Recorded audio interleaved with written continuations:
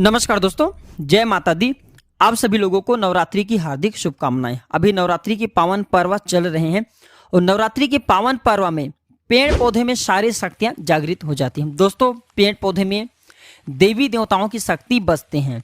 पेड़ पौधे ऊर्जा का प्रतीक एवं प्राणवायु भी हमें पेड़ पौधे से ही प्राप्त होता है। पेड़ पौधे न होते तो हमारा भी अस्तित्व समाप्त हो जाता।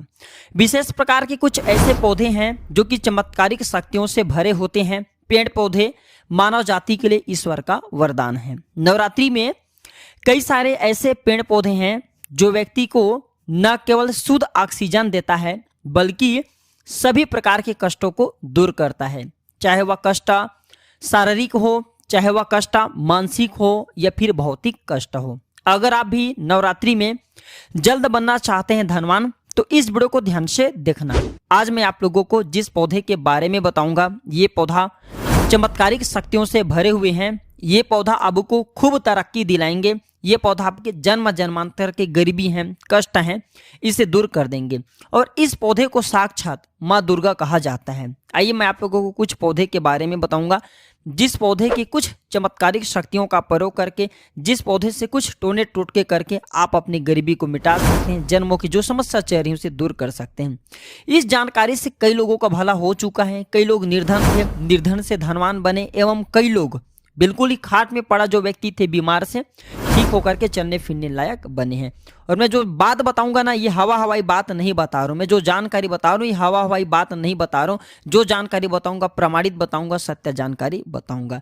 तो आप अपने लिए कम से कम आज 5 से 7 मिनट का बहुमूल्य समय जरूर देना। अगर आज की वीडियो मिस कर दिए तो फिर सारी जिंदगी पछताना पड़ेगा, सारे जिंदगी गरीब की गरीब रह जाओगे। ये छोटे से जानकारी आपके बंद किस्मत के ताले खोल देंगे, आपको धनवान बना देंगे। अगर आपको भौतिक सुख चाहिए, शारीरिक सुख चाहिए, तो इस वीडियो को ध्यान से देखें। और हाँ, वीडियो में आगे बढ़ने से पहले, इस पेड़ पौधे की जानकारी बताने से पहले कमेंट बॉक्स में अभी तक जय माता दी नहीं लिखी है तो जय माता दी लिख देना। प्राचीन ज्ञान चैनल का मकसद है जनहित एवं जन कल्याण करना, इसलिए आप लोगों को इस प्रकार के अमूल्य जानकारी फ्री में सिखाए जाते हैं, बिल्कुल ही मुफ्त में सिखाए जाते हैं। हमारे चैनल का मकसद है भारत भूमि में जो जानकारी समाप्त हो रही है, जो ज्ञान की धरोहर प्राचीन ग्रंथों की जानकारी, पेड़ पौधे की जानकारी समाप्त हो रहे हैं, उस जानकारी को हम अपने यूट्यूब चैनल के माध्यम से आप सभी तक फ्री में पहुंचाने के प्रयास करते हैं, ताकि भारत भूमि से इस प्रकार के ज्ञान का धरोहर समाप्त न हो। हमारे चैनल का मकसद है जनहित एवं जन कल्याण करना, इसलिए आप हमारे चैनल को सब्सक्राइब कर हमारे सपोर्ट भी कर सकते हैं। आप हमारे जब आप हमारे चैनल को सब्सक्राइब कर हमें सपोर्ट करेंगे तो हमारा भी मनोबल बढ़ेंगे और आप लोगों को इस प्रकार अच्छी अच्छी जानकारी बताएंगे। चलिए, इस वीडियो में मैं आप लोगों को कुछ माता रानी को चढ़ाए जाने वाले भोग के बारे में बता देता हूँ, फिर मैं आप लोगों को इस पेड़ पौधे के बारे में बताऊंगा। तो इस वीडियो में जानते हैं माता रानी को 9 दिनों में कौन कौन सा भोग लगाने से क्या फल की प्राप्ति होता है। अगर वीडियो स्किप करके जाते हैं तो इसमें आपको ही नुकसान होने वाले हैं। कोई भी जानकारी व्यर्थ नहीं जाती, अभी नहीं तो बाद में चल करके काम आते हैं। जानकारी हमेशा फायदेमंद ही साबित होती है, यूजफुल साबित होती है। धर्मशास्त्र कहते हैं कि गाय का घी अगर माता नौ दुर्गा को भोग के स्वरूप लगाया जाए तो इससे आरोग्य की प्राप्ति होता है। लंबे समय से जो लोग बीमार पड़े हैं ऐसे व्यक्ति ठीक हो जाते हैं। शक्कर का भोग लगाने से चिर आयु का वरदान मिलता है, अर्थात अगर आप लंबे समय से जीना चाहते हैं स्वस्थ रह करके, तो माता रानी को नवरात्रि के समय में शक्कर का भोग जरूर लगाना। माता रानी को दूध का भोग लगाने से ऐश्वर्य की प्राप्ति होता है, ऐश्वर्य में वृद्धि होता है। माता रानी को मालपुआ का नैवेद्य अर्पण करने से, मालपुआ चढ़ाने से हमारे मनोबल बढ़ता है। केले का भोग लगाने से बुद्धि का विकास होता है। जिनके पढ़ने लिखने में जो छोटे बच्चे हैं, एकदम कमजोर हैं, उन्हें केले का भोग माता रानी को चढ़ाने के लिए बोले, उनकी बुद्धि तीव्र हो जाएंगे। जो लोग शहद का भोग लगाते हैं नवरात्रि में माता रानी को, उन्हें सौंदर्य की प्राप्ति होता है। माता रानी को नवरात्रि में गुड़ से निर्मित कुछ भी पदार्थ हो या फिर गुड़ का भोग लगाते हैं तो शोक से मुक्ति मिलता है। नारियल का भोग लगाने से सभी प्रकार की इच्छा की पूर्ति होता है, एवं हलवा पूड़ी और खीर का भोग लगाने से सुख शांति मिलती है। इस वीडियो में जानते हैं कौन सी ऐसे 3 पौधा हैं जिस पौधे से हम अपने जन्मों की गरीबी, जन्मों से चेहरे परेशानी है, कष्ट है, हम उसे मिटा पाए। तो पहले नंबर पे जो पौधा आते हैं मित्रों, वो है मोगरा के पौधे, जिसे हम जास्मीन के नाम से जानते हैं। तो इस पौधे के पुष्प को ध्यान से सुनना, इस पौधे की पुष्प को देवी शक्तियां गजरा बना करके अपने बालों पर लगाती हैं और ये पौधा स्वयं लक्ष्मी के स्वरूप कहे गए हैं। इस पौधे के बीज से निकला हुआ जो तेल होता है हनुमान जी महाराज को चोला चढ़ाते हैं। जो चमेली का तेल होता है हनुमान जी महाराज को चोला चढ़ाते हैं। तो इसके कुछ प्रयोग बताना चाहूंगा। इस पौधे की मिट्टी पर लाल सिंदूर नवरात्रि के समय में दबा देने से सर पर कर्जे का भार बढ़ा हुआ है वह उतर जाता है। इस पौधे की पुष्प की गजरा बना करके नवरात्रि के किसी भी दिन रात्रिकालीन 10 बजे के बाद माता दुर्गा को भेंट कर देने से माता बहुत प्रसन्न होती हैं एवं सभी प्रकार के सुखों को प्रदान करती हैं। चलिए अब मैं आप लोगों को दूसरा पौधा के बारे में बताना चाहूंगा। जो दूसरा पौधा है वह है सफेद कनेर। जी हाँ, जो सफेद कनेर हैं ये माँ दुर्गा को बहुत जल्दी प्रसन्न करने का सबसे अच्छा सरल उपाय है। जी हाँ, सफेद कनेर से माँ दुर्गा जितना जल्दी प्रसन्न होती हैं उतना प्रसन्न तो भोग एवं पदार्थों को चढ़ाने से नहीं होती।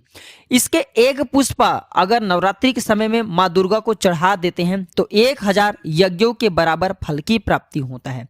विशेष मनोकामना के लिए 21, 51, 108 या 1000 की संख्या में इसके पुष्प चढ़ाए जाते हैं। फिर इसकी माला बना करके माता को भेंट किए जाते हैं तो सभी प्रकार के मनोकामना की पूर्ति होती। कुछ महीनों के भीतर में जो आपकी मनोकामना सोच करके रखे माता रानी को ये पुष्प चढ़ाने के बाद वह मनोकामना पूर्ण हो जाती है। अगर आपने 1000 की संख्या में चढ़ा दिए तो वह मनोकामना नवरात्रि के बाद तत्काल पूर्ण हो जाती है। अब मैं इसका कुछ उदाहरण भी बता दूं तो इस उपाय से दिल्ली की सुनीता बहन को गुणवान पुत्रों की प्राप्ति हुआ था। हमारे साथ वो शादी के हैं जुड़े हुए हैं, उनके पति को सरकारी नौकरी लगे। मध्य प्रदेश के रवि भाई को पैसों से भरा हुआ बैग मिला था, पैसों से भरा हुआ थैले मिला था एवं उनकी जो माँ थे काफी लंबे समय से बीमार पड़े थे, उनकी बीमारी भी ठीक हुए थे। चलिए अब मैं आप लोगों को तीसरा पौधा के बारे में बताना चाहूंगा।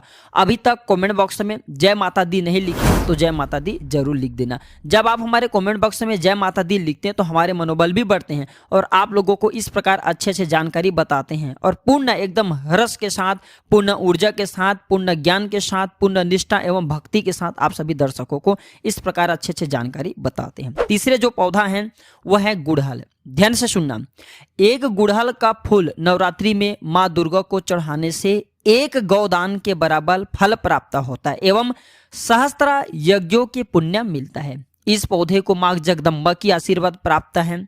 ध्यान से सुनना, अगर इसके पुष्प को सच्चे मन से 2 जोड़े लौंग के साथ नवरात्रि के किसी भी दिन माँ दुर्गा को चढ़ा देते हैं तो माँ दुर्गा प्रसन्न होकर के सहस्त्र वर्षों की निरोग आयु प्रदान करती हैं। एवं अगर इसके पुष्प की माला बना करके नवरात्रि में जो सप्तमी दिन होता है इस दिन माता को पहना देते हैं तो सभी प्रकार की माता प्रसन्न होकर के खूब सारा धन प्रदान करती हैं, दौलत प्रदान करती हैं। इसके पुष्प की माला, ध्यान से सुनना, इसके पुष्प की जो माला है नवरात्रि के सप्तमी के दिन अगर अब किसी भी प्रकार के शत्रु से परेशान हैं तो उसके नाम लेते हुए चढ़ा देते हैं तो उस शत्रु का सर्वनाश हो जाते हैं। इस पुष्प की जड़ पर, ध्यान से सुनना, जो गुड़हल नाम के पौधे हैं इसके जड़ पर हल्दी वाला दूध डालने से आरोग्य की प्राप्ति होता है एवं भौतिक कष्ट दूर होते हैं। किसी भी प्रकार के आपको शारीरिक कष्ट हो, भौतिक कष्ट हो, वह दूर होते हैं।